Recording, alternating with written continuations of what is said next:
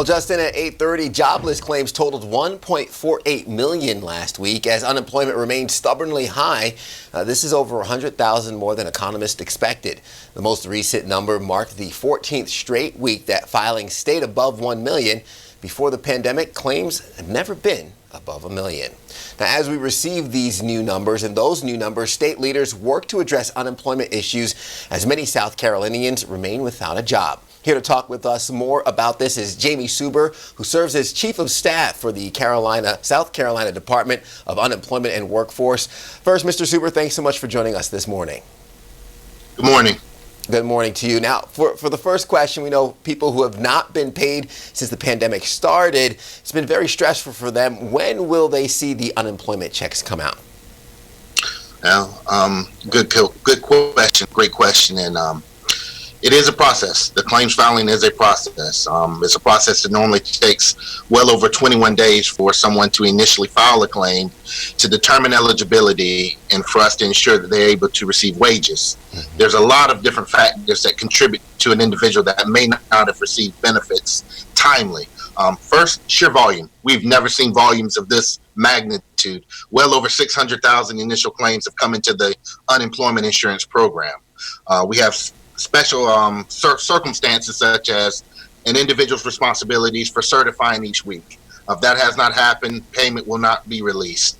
We're waiting on wages from an employer or wages from out of state. That's another factor that may delay payment.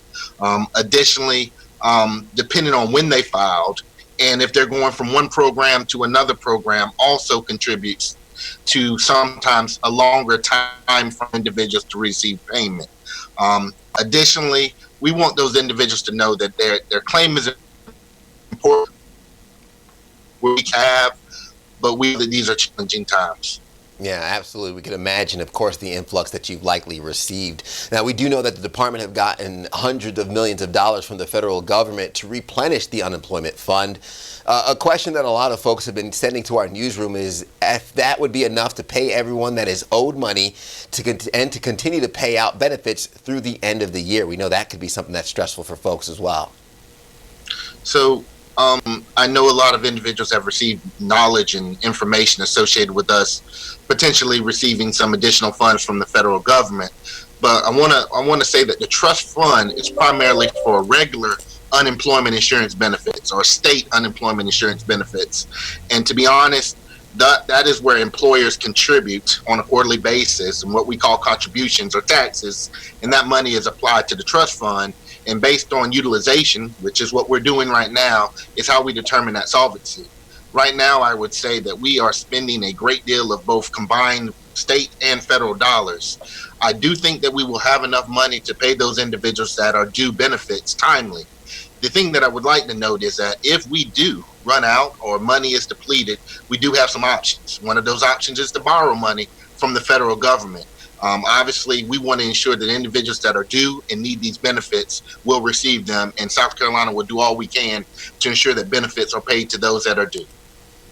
Absolutely, and we know that that's something that we'll be keeping a close eye on as well, as I'm sure you will be as well. Now, we do know, as you mentioned before, there's been an influx in these claims, and nothing that we've ever seen like this before.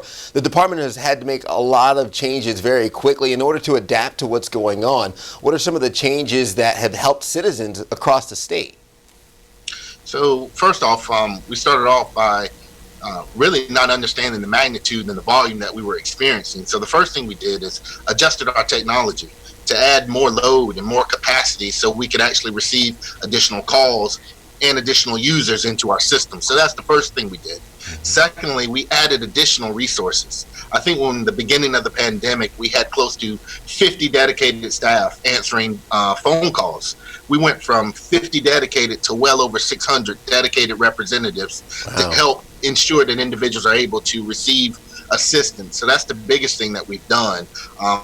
That's where we shifted our resources. We extended our contact center hours of operation, obviously being open later during the week and extending hours for Saturday so we could assist individuals as they demanded. So those are another changes that we made. We continue to put real updated resources on our website. We updated FAQs. We did YouTube tutorials and videos so individuals could have additional resources. And something that we're really proud of is we added a chatbot feature, which allowed individuals to ask questions and get quick resolution without having to talk to a dedicated representative. We continue to put real live updates to social media, give general information, put reminders and tips. Yeah. And we continue to cross-train our staff across the agency to be able to help us mitigate some of the challenges that individuals are having with getting some resolution to their claim status. Absolutely, and we know with this kind of being an unprecedented time and something we really have never seen before, I commend you on all those changes and allowing folks to kind of reach out, contact, and get the information as they need it. Mr. Suber, thank you so much for taking the time this morning.